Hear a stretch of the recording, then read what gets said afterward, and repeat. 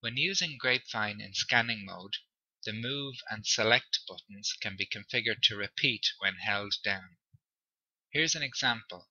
If I press and hold the Move button, the highlighter will repeat the move action until I release the button. The Select button can be repeated when held down on these options. For example, I can repeat the backspace action.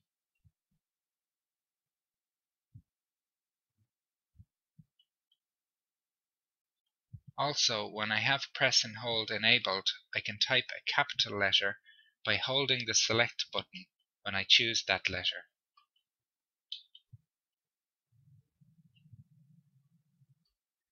These options can be configured by going into the Settings menu.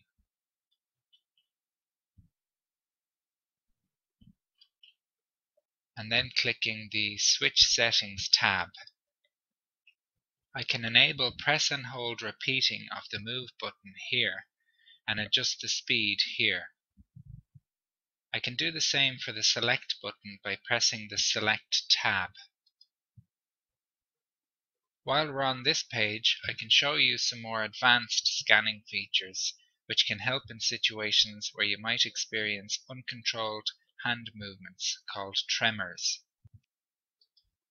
The first option is called debounce time and it's currently set to 1 second. If I have a tendency to press the Select button repeatedly by mistake, this ensures that once the Select button is pressed, subsequent presses will be ignored for at least 1 second.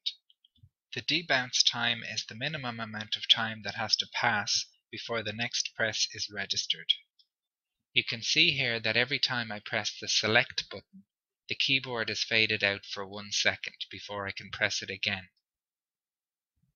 The second option here is called acceptance time, and I'm going to set it to 1 second. This means that I have to hold down the Select button for 1 second before it is accepted. For example, I'm now pressing the Select button repeatedly, but it only has an effect when I hold it down for 1 second or more.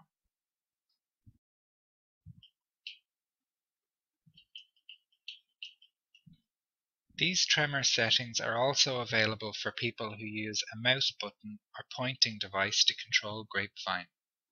Finally, the list of supported devices that can be used to connect switches to Grapevine is shown here.